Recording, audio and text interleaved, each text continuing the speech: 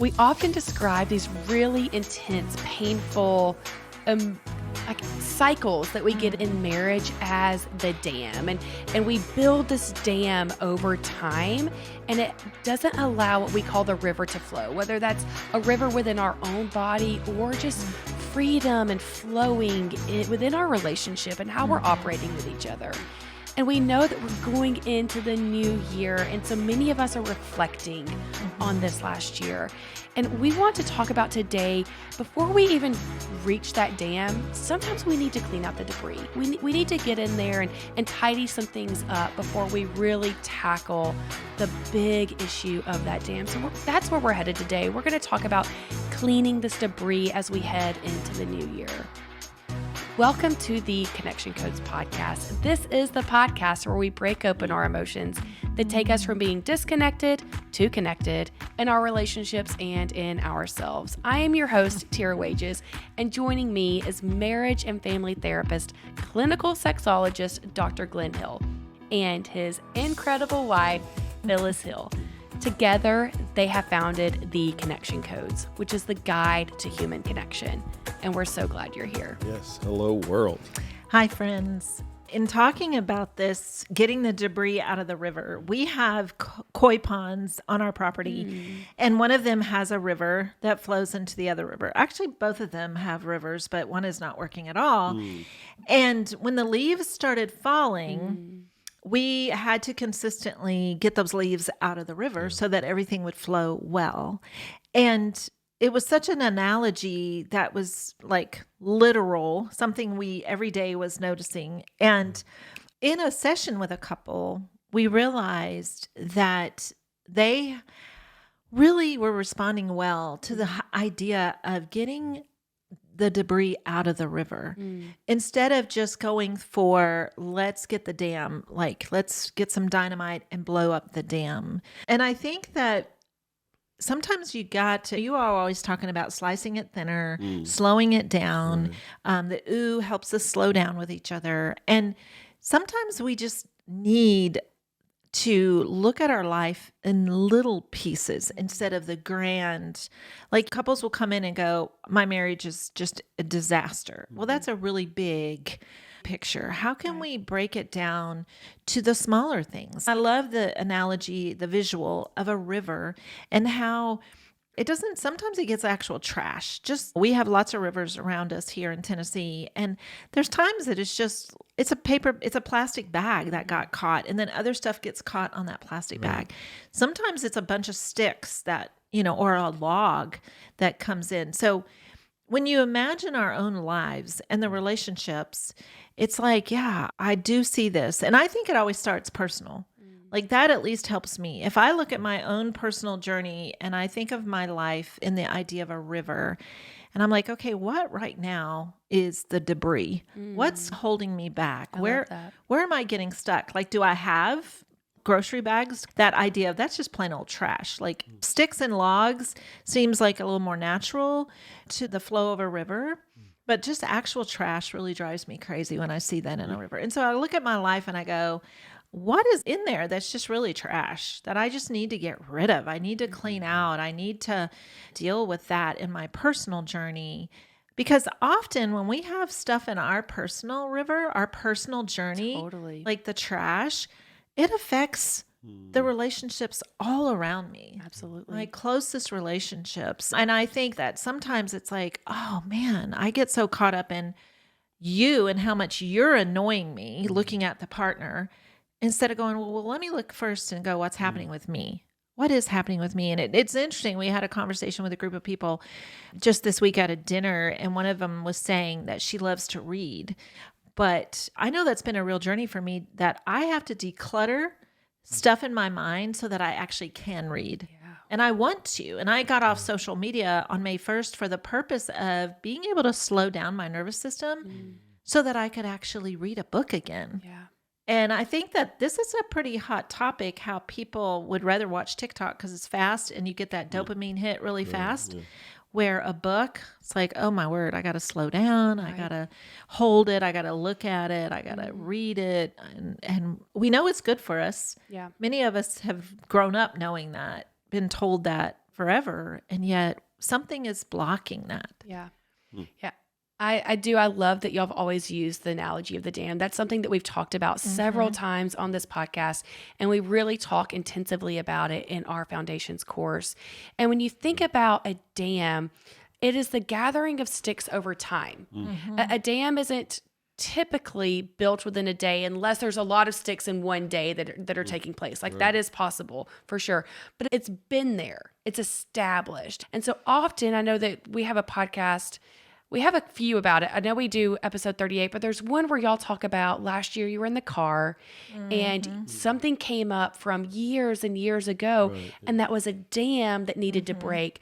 I think often in relationships, when we are talking about dams, they are things that we established sometimes years ago, even decades ago. It's often not that fresh in the moment because things have been built on it. Where when I think about debris, I love that, thinking about, oh, this is a bag in the river. That's a recent thing. There's nothing left caught on it yet.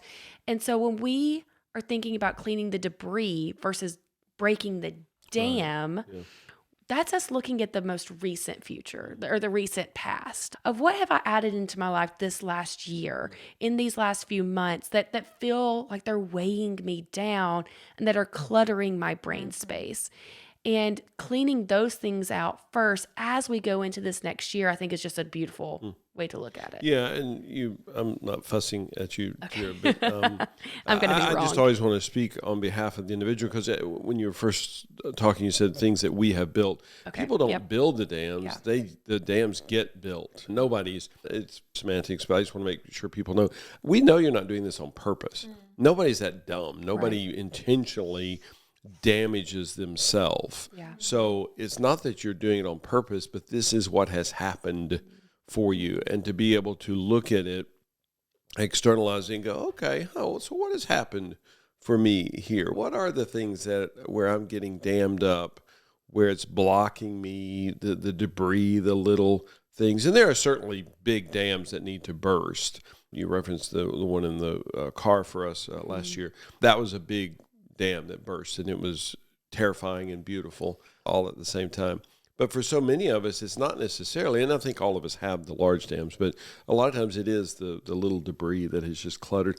And it's amazing to watch, and that's one of my maddening points in life, is watching the river on our property, and it's literally is one leaf that then gets another leaf to stop, and then a stick, and it's just continual.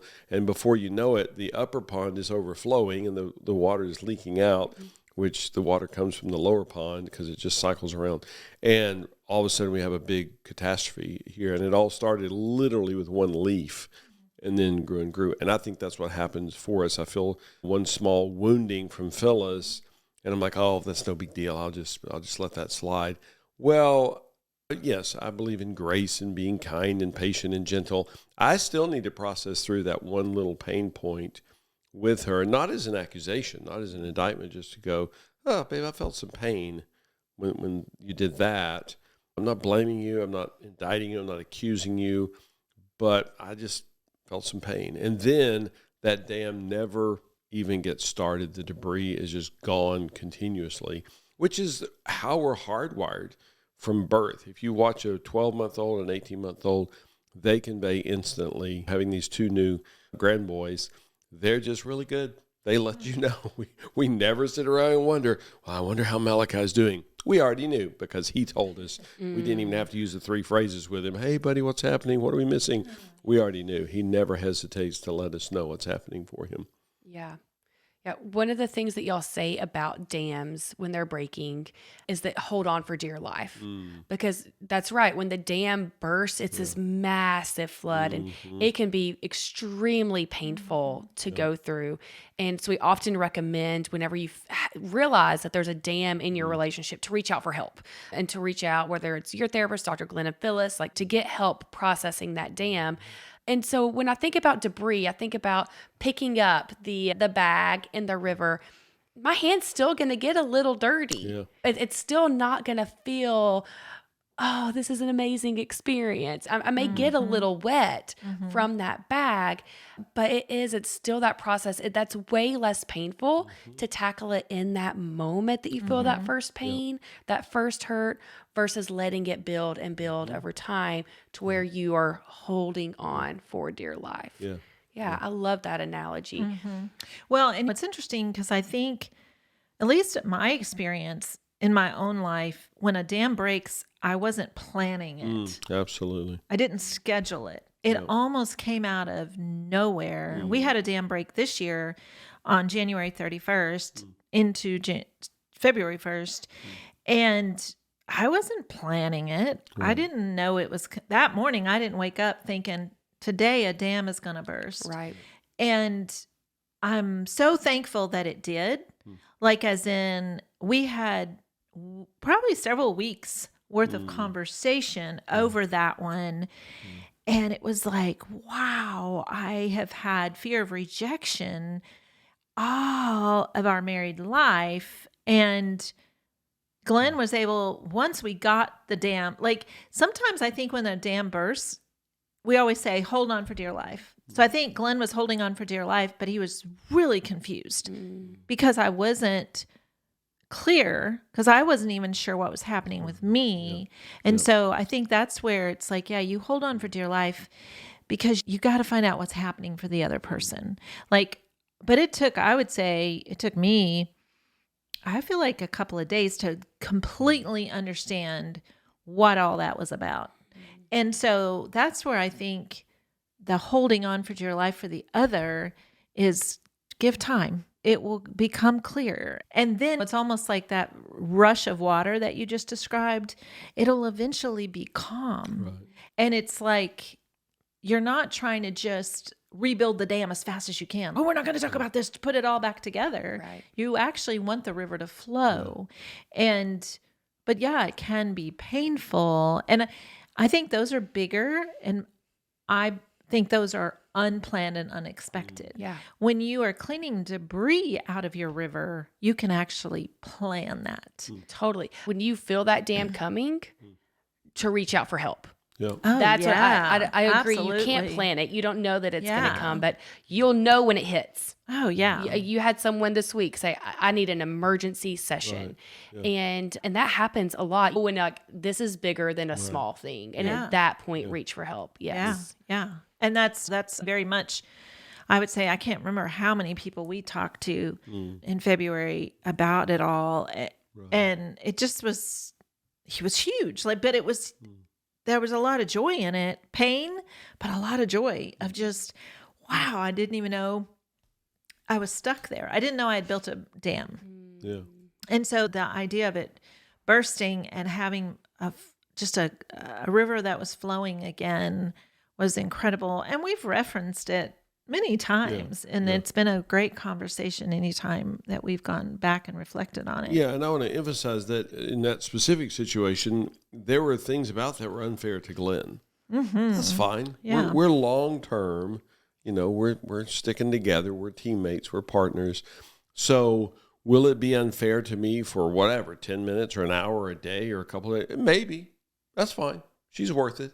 So I was really confused at the beginning of that discussion, at the beginning of that dam bursting. I didn't know what the heck was happening. I thought we had a fun event, and come to find out it was not fun for her at all. That's important because so much of the time we're constantly trying to make everything fair and balanced and 50-50. Welcome to planet Earth. Welcome to humanity. Relationships don't work that way. Right. And she's worth it to me to be like, okay, well, this is a little imbalance. It's unfair to Glenn, this specific one. There's been many of that, or vice versa.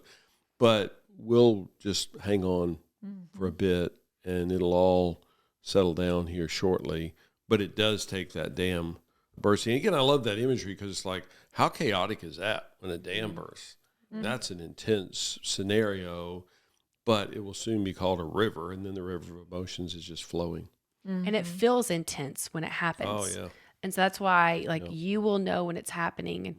And so I love that we're having this conversation, especially this week leading into the new year. And so as people are reflecting on their last few months and on their last year and asking themselves, what did not go well this year? What are some areas of debris that I may have added on my personal journey? I do love that we have to look at our own personal journeys and what we're doing in our own bodies, because that affects our relationship tremendously. And then also look at our relationship and what areas of debris have we added into our relationship. Wes and I we were talking about it this morning. I love New Year. It's like one of my it may be my favorite holiday next to Valentine's. And so we were already talking about, like, well, are we going to do our normal date? We take our notebooks and we write down what went well and what did not go well in different areas of our lives: finances, health, our relationship, maybe parenting. Like, we have these categories that we help us break it down so then we can really dig into the debris. Because if we just dive right in and are like, well, what debris? I don't know. How do I even start? So spiritually, so if you think about the different categories of your life and what your operating system, break those down and then ask yourself what went well and what did not go well in these areas. It can help pinpoint where that debris is coming in and what it looks like. And then just ooh each other and have those safe conversations. And so I'm curious, what can debris look like in relationships? What are some of these small moments that you see that we can tend to do to each other that are debris? We may not even realize it. Well, I think about, even for me, so I believe this would be true for many, is that there's just things we ignore. And it's like, oh, that's how he is. This is how I am. And we don't really want to. I know for me, it's out of fear. I don't want to go there. So I believe that is how debris begins to pile up. It's like, oh, I'm just going to ignore it. I'm not going to say anything. And my fear, because we even had this yesterday where Glenn was trying to figure out what was happening with me, and I was not giving him any clues at all. And so he said, well, can I guess? I know it's dangerous to conjecture another human's experience, but he thought it was guilt and shame for me. And I was like, no, I'm not feeling that. And then I finally I think I feel fear. I think I feel fear that we're going to have a conflict. And that's where that conversation went. And then, I don't know, it was probably 15 or 20 minutes later that no, it wasn't that long. We got in the car. So it was probably just 10 minutes. And then I actually realized, oh, it was that phone call I had. And he goes, wow, it would have been really helpful if you'd have come home and told me about that phone call. That makes sense. And I'm like, yes. So what happens for me that I didn't immediately tell him about the phone call? Well, I'm very logistical, task-oriented. We were headed to a dinner. I needed to change clothes, put my makeup on, and do my hair. And I had it all planned out. So in my mind, I'm coming in to do that, and then we're going to leave. And well, he's trying to connect with me emotionally, and I'm focused, right? I'm focused on what I need to do. So we missed each other. And I just think, though, it reminds me that I too often have fear of conflict. And because of that fear of conflict, I don't want to mention that or that or that. And that, I think, is debris, where you just don't mention it. Yeah, I love Instead that. of going, hey, I felt hurt when I shared with you that I almost fell down the stairs and I didn't feel your ooh. I felt you immediately went to logistics. And it's like, that is a debris. That is a little stick that gets thrown in that river that can easily become that stick that catches another stick, or the leaf. Like our river is very small. So it's the leaves that really mess up our river. And I think that is too often where we aren't being completely transparent with what we are experiencing. Yeah.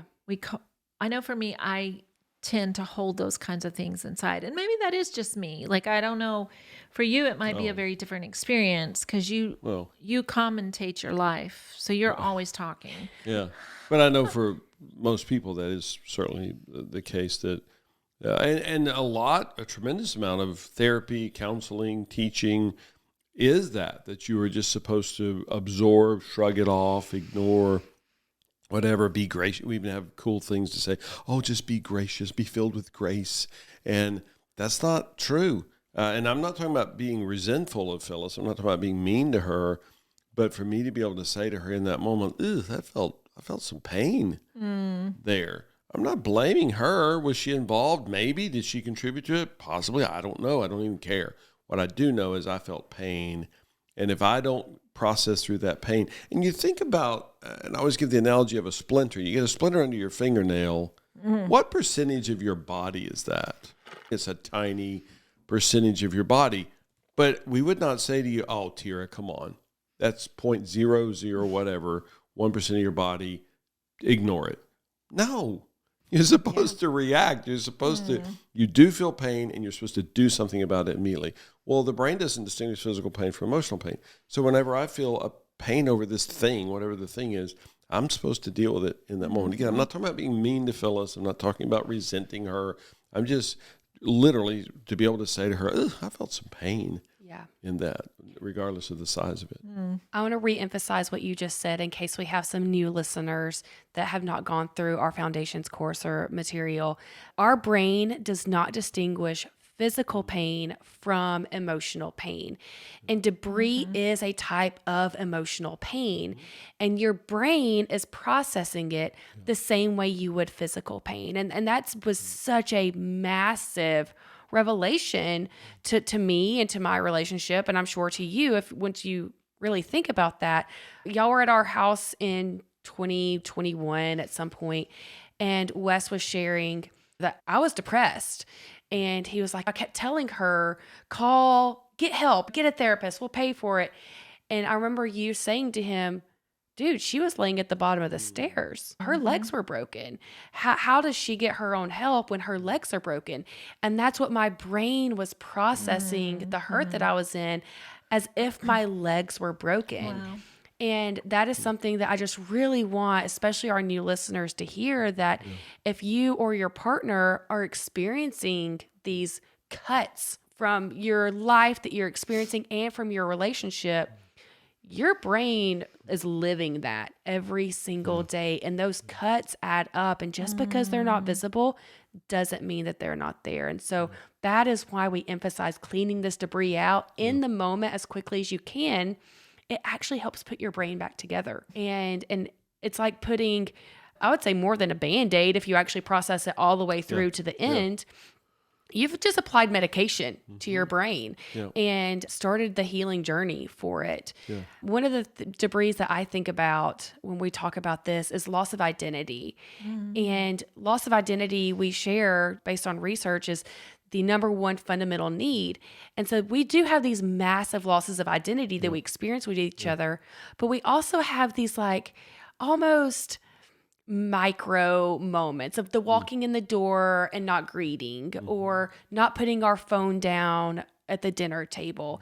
And those are debris that if you continue down that path and don't share with the other person, if you feel pain in it, that will lead to a dam down the road, whether that's a year from now, 10 years from now. And the more and more it adds up, the worse the dam will be. And one of my greatest pain points is when we don't convey and convince very well, and we think that we conveyed well, but we're talking micro. I was in a session this morning, and fantastic couple. They're connection coders. It's beautiful, the transformation happening in their life. But he got excited about something, and it's early. It was an early morning session, and their kids were still asleep. And he started talking louder and louder. And it was so cool because she reached and she touched his arm. She said, pain. She just said the words. She said, pain. He turned to her and said, wait, what happened? What's the pain? What am I missing? She said, well, you're getting louder and louder. And she said, oh, and I feel some fear that it's going to wake the kids up. And it was amazing. And that took, 6-8 seconds. He lowered his voice. They connected through that experience. I think he even said shame at one point where he said, oh, I feel some shame. So that's what we're talking about. We're not talking about these once a quarter getaway weekends to the beach where you sit around a campfire and share. No, as it is happening exactly in the moment. Again, not an accusation. She was just conveying that she felt some pain. She wasn't trying to feel pain. She felt pain, then she realized it was fear. also, and they bonded through that. They connected through that, and they're connection coders, so they already have this track record set up over the last number of weeks where that's how they've begun to function more and more. And we're talking all day long. Again, this is not, and that's my fear, is that people think we're talking, well, once a quarter, once a month, once a day you do the wheel. No, the wheel is an incredible tool. It's an amazing exercise. The goal of the wheel is to get you to do it this afternoon at 3:15 whenever you get hit with pain or fear or whatever it is that's happening for you. And that's one of my biggest frustrations, I think. How do we convey that better? That this is in the moment, not tonight over dinner. Discuss it at 10 o'clock in the morning when it actually happens. Because that's what we're coded to do. That's what a 12-month-old does. That's what an 18-month-old Well, does. it sounds to me like what you're describing is basically what causes the debris is when we don't do that. Right. Yep. So in what we're talking about today is actually slowing down enough to see Yep. that we have debris Yeah. and going after it. And I think that was back to your question of what can some of those things be? Yeah. And I think that in a partnership, it's almost like there's potential to wound each other every single day. Yeah. And Absolutely. to be able to, but there may be things in your river that you've super ignored. Even the acknowledgement, like for me, I go, "Ooh, I have fear, but I do want to, I want to get that out of the river. I want to talk about that." And I know that this has been a busy season. I think holidays always are. So even right now, as you're going into the new year, you may feel like, "Ooh, I've survived the holidays." And you may go, "But there's a lot of debris in my river because I didn't talk about that and I didn't talk about that." And it's almost like some of us go, "Oh, good. We got another year before we got to do all this again." Instead of going, "Well, wait a minute. Actually, you don't have to repeat it again next year. Right. Let's go ahead and get into that river, take that debris out, process it, as in put emotions to it." This may be a really good time to do an issue-specific core emotion wheel because you're dealing with one thing. You're going, "I want to get that debris out." And sometimes I think even the analogy, like for me to sit down with Glenn and go, "I want to get some debris out and I want to talk to you about it." And I feel some fear because that's where I would start. I feel some fear because I have fear of conflict. And to be able to then go, "But I really want to get that out of the river." Right. And that's very intentional. That is going after something that maybe I've been shelving for a long time. Like, "Oh, that shouldn't bother me." So I just don't say anything. Instead of going, "Well, wait a minute, that just becomes debris in my river." Right. That's just blocking me from the beautiful total flow of life that we need and deserve to have. Yeah. As you were sharing, I thought about another debris that people experience of like that build up. And I think about sex. Last year, I'm happy to report, is the very first year that Wes and we were doing our what went well, what did not go well scenario. And maybe it was 2 years ago. And his what went well was finally sex. For 15 years of our marriage, sex was a debris and even a dam in our relationship. And we, through doing late night, through doing foundations, have completely shifted that. And now I'm happy to report it's going well. And it is, you're totally right. It's how do we not repeat this for next year? Right. The things that are not going well today that you're like, "Oh, the pain," but I'm not going to share the pain because I have the fear of the conflict. But when we tackle it, then it can completely change. A year from now, the what did not go well can become the what went well. And I think that sex, there's so many layers and different emotions that we experience that as soon as you feel that debris hit of, "Ooh, I'm feeling some sexual loneliness," that's a phrase that we use that we can share with each other in a connecting way instead of saying, "Well, you never have sex with me. You just don't want to have sex with me anymore." Expressing sexual loneliness with our partner, or, "Hey, I'm having some fear. It's been about a week and a half since we've connected intimately. I'm having some fear that I don't know when the next time is going to be." When we can share with each other through that core emotion, It does. It helps clear debris out and can connect you so you know what's happening with the other partner. Because the other partner could just be like, oh, babe, those days went fast. I had no idea. I've just been in with the kids and the Christmas planning, and those days have snuck up on me. Let's plan it. Let's actually schedule it right now. Yeah, and I know that there are lots of listeners who are going, oh, I just absorb it. I give it to God. That's a big thing people say. We are not designed, any more so than if you got a splinter under your fingernail and you said, ow, and I go, oh, you should give that to God. What? No, you deal with the splinter. That doesn't make sense. And we are not supposed to just absorb pain, whether it's physical pain or emotional pain. We are supposed to process it, deal with what you can. I mean, part of the human condition is pain. We experience pain every day of some sort. And the message of pain is simply that there's a problem. Oh, good. I'm glad now I know that there's a problem, because now we can see what we can do. We may not be able to fix it. I don't know.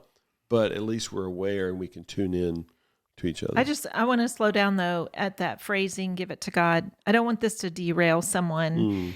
Because I don't think you have to take God out of the equation. No, not at all. It's just saying that phrasing it's got, slow down and go, where did that phrasing come from? What does that phrasing really say? Give it to God. As in, you don't have to take God out of the equation, but you do got to go into that river and take something out. Right. Like, that is the thing. It's like when you literally think about a river flowing, and for us, we've got the leaves situation. It's like, we have to go get those leaves out. Yeah. And I loved when you said your hands might get dirty, and they definitely do when we get the leaves out of our river. And that doesn't mean God is not with me in that process. Totally. It's just that I'm not sitting inside my house looking out going, I'm just going to give that to God. So God, would you please get the leaves out of that river? And God's going, I actually need you to get up, put on your shoes and your jacket, and go out there and get those leaves out of that river. Totally. And so I just want to clarify that statement. Yeah. Just make sure. And we recognize that a lot of our listeners, not all, but a lot, do identify as Christians. And so that phrase may be something that you're used to hearing and even saying in your home. But I think that is one of the beautiful things about the connection codes. Each of us do identify, I identify as a follower of Jesus. And we believe that we were designed by God. And so therefore, not only do we consider that God is with you in those moments, God's the one that put the pain there. He's the one who signaled to you, hey, homie, there's something going on right here. You need to work on this area. He designed fear. He designed pain. He designed all of these things in our body to guide us and clue us in. And so that's just something that I wanted to add to that. If you may not say, I'm going to give it to God. No, you don't have to. God gave it to you. Now process it the way that he's asking you to. And again, each core emotion has a message. It's telling us something for our benefit. If you touch a hot stove, you feel pain. Good. I'm glad you feel pain, because if you didn't, your hand literally would burn off. And you're like, well, at least I didn't feel any pain. That's not a good thing. Now, you may have a blister on your finger because you touched the hot stove, but that cues you in and establishes fear for next time. So next time you're around that hot stove, you literally feel fear, like, ooh, well, fear says danger, beware, there's a risk of harm. Good. I'm glad you feel fear, because that helps protect you and guide you to success and avoiding the damage. I want to circle back around to when you were saying what could be some of the debris. And I'm glad you brought up sex. And I was thinking, just as the listener, your list may be very different than anything we might mention, but I think there are some topics that are bigger that we hear all the time. Sex is one of those. I think that even in a household, there may be some really different pain points that have to do with, well, money. Okay, there's one. Money is one. At times, it's like our kids' schedules. One parent is all for get them in as many activities as possible. The other parent is going, I can't keep up. And so that can become debris that we need to talk about. We need to get that out of our river, as in you got to talk about it. Now, it may still continue to be a very busy lifestyle that you lead, but you want to be able to express the pain in that. And you want to feel heard by your partner in the expressing of the pain. I think that devices is a huge thing. Yeah. It's really fascinating because we are older. So we were raising kids where there were no cell phones, but we still had televisions and we had those Game Boys. And I think our son was, I don't know how old, maybe 10 when Nintendo came along. And we still had to make choices of how much our kids were going to be watching TV or not, or on any kind of device. And it's like that can, for a lot of families, be a real pain point. Yeah. And that becomes the debris in your river that eventually can block up the whole river. And that's what we call a dam. Yeah. And so we're just saying to have this language that through the connection codes you learn, to be able to go, hey, can we talk about this? And if you feel better even saying, I heard this podcast, would you listen to it too? And could we look at our river? I feel like I've got a lot of debris in my river and I feel some fear, but can we talk about these topics? Instead of just going, we're going to ignore it for another year. Right. Eventually our kids will move out and then it won't be a topic anymore. It's like, don't do that. That becomes a dam that eventually will completely block you in just living a full life. Yeah. I love that. I think that's a great way to sum that up and to share things to think about as you're moving into this next week, this time of reflection and going into the new year, having hope. I really want you to have hope that you can have the tools to not let this debris become more dams. I'm not saying that I don't have dams from my childhood or from teenage years or even early in our relationship that I don't recognize right now. They're not at the surface, that may come out one day. But I am, it makes me emotional. I am confident that Wes and I are not creating new dams today. Wow. Yeah. And we still very much have areas to improve on and work on together. But we are not adding stick upon stick into our river. And that is my hope for our listeners. Yes. That you may have, some of you may have a ton of clearing out to do just because of time, because of your experiences. But you can have the tools to not add more. And that is that's a huge hope. So we are now going to go in. Hold on, I can't help but say the Connection Codes protocol, live a dam-free life, let the river of emotion flow. That's our goal for every human on the planet. Every human. I love that. Let's say that again as you look at the camera. Which part? That whole thing, because we were talking a little bit over you. Say it one more time. Live a dam-free life, let the river of emotion flow, just so that you're free. There's no dams. Your river is just flowing the way it's designed to do, which is what you did when you were 12 months old. So good. And we have so much more fun. You shared the example of in session this morning that's so beautiful that she said pain and then fear, and they process it quickly, and we want to do that all day. And so for some of you that are new, you're like, I don't want to do that all day. That does not sound fun to me. I will tell you that you get so good and it gets so quick, and it actually happens less often now. We are having more fun with each other than we've ever had. A couple asked this week on our bi-monthly check-in, is the feeling of love. Like, how do you find that feeling of love again? And I shared that there was a season I didn't feel that with Wes, but by cleaning out our river, by breaking any of the previous dams that we had seen coming, man, I feel it in my body again. When like if he pulled up, even the thought of picturing him pull up right now, I'm looking out my window, I have joy. I can feel joy in my body. Wow.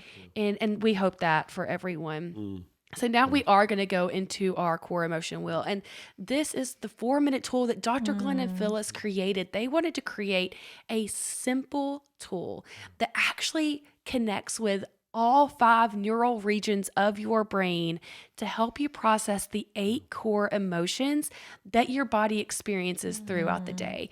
And by doing this wheel every single day, it teaches you how to identify those emotions so you can clean the debris in the moment. And then you get together with your partner or your child or your mom and you do that wheel together. And that creates connection in your relationship. And so it's just this beautiful situation. You can download it on our website at connectioncodes.co/podcast and watch a video on how to do this. So it's healing in your relationship. Wow. Love that. Well, can we end this one with you doing the wheel? I will do the wheel today. Okay. Let me think about the wheel. I actually pulled the magnet off my fridge and forgot to bring it in here. I always start with anger. Anger is the guide that drives us to action at the core. And I am still feeling, which I know this podcast is coming out later after Christmas and we're still early December. I'm feeling a lot of anger still about the war that's happening right now. I feel action wanting to take place in my body, and I don't know what the action is, but I feel the action. And so I know it's core level anger about what's taking place. I feel guilt. I feel guilt because I am distracted a lot, especially with my family. And I think you mentioned it on last week's episode, sharing about the pain you experienced at home of your parents being distracted as a kid, and who that hit me in my gut because I am distracted a lot with my family. And I feel loads of guilt about that. That's a debris I need to figure out what's causing to fix. I feel shame about that too, because someone emailed yesterday after watching our bi-monthly check-in and said, "You're such a great mom." And all I thought about is all the ways that I fail as a mom. And so I feel a lot of shame that I'm not giving my kids the undivided attention, the attention that I want them to have. I want them to see me smile and dance and have fun. And I've been a little weighed down, mostly by the war. Just feel it in my body. I feel fear. I feel fear that I'm not going to get my life together before the holiday happens. I have not tackled my list. I have not gotten much done. And I feel a lot of fear about getting those things done. I feel sad seeing the images. That's an easy one I feel the sadness so much. I feel it in my body of just seeing the images of what's happening to other human beings on earth and around the world. But just when I see people hurting, I feel that sadness in my body. I feel hurt. My kids are incredible, but I've had one that's just really been coming at me recently. And I feel hurt by some of the words that have been said to me by them. Being a mom is hard, and I feel hurt about that. And my last one is joy. I love to end on joy, and I feel joy. Wes and I are going to a formal event tomorrow night, and I'm wearing the most beautiful velvet dress and gloves, and I just cannot wait to dance with that man. And he's wearing a velvet blazer, which is so hot. Yeah, I have so much joy thinking about that. Yay. Yeah. Wow. So I don't know if that was the best example of a core emotion wheel. I guess I feel fear about that. No, but that's what's happening in my body. Right. And that is the point. And the goal is for it to teach me what the sad and what the fear feels like. And man, when we do it with someone, when I do it with that child that we've been struggling with each other, it's so connecting. In fact, we did it this last weekend. And after we did it, she had been in tension with us all day. And I had to leave, and I kept telling Wes, do the core emotion wheel, do the core emotion wheel. And he had all the kids. Things kept coming up. That night, we finally sat her down, and we did the core emotion wheel together. And her response to me was, wow. She said, I can see now why we do that. Yeah. She said, if we had not done that now, we would just kept going on and on. And she did her fingers like a cycle, which is exactly what we talk about. We get in these cycles. And she said, next thing we know, it would have been 10 o'clock at night, and we're still arguing with each other. That is the beauty of the core emotion wheel. Yeah. And if you're listening, you're like, okay, we are ready to take this to the next level. Like, we want to do this in our home, with our partners, with our children. We want to clean out the debris. We want to give each other identity. We want a home that is connected. Our foundations course is where you start. And if you do one thing this week to prepare for this new year, invest in the foundations course. I am certain that it's going to be on sale for the new year. I make those rules, so it is going to be on sale for the new year. Invest in it now. That way, a year from now, your what did not go well can be the what went well, and you can see each other and have that connection in your home. It is such a simple course to go through, and the impact and the value truly can't be measured. Yeah, it's beautiful. So you can find that in our show notes. I will link it with the discount applied. So go ahead and invest in it. Yeah, we thank you for showing up for 2023. This is our last episode for 2023. Wow. What a beautiful year you have given us with the emails that you sent, the questions, every single comment that was left, giving us our reviews that just really do motivate us to just continue to share. And we love this community so much. And we are so grateful that you show up. And I am thrilled to go into 2024 with you and continue to build homes of connection. Wow. We do all of this because you need this. You deserve this. So let's do this. Let's do this.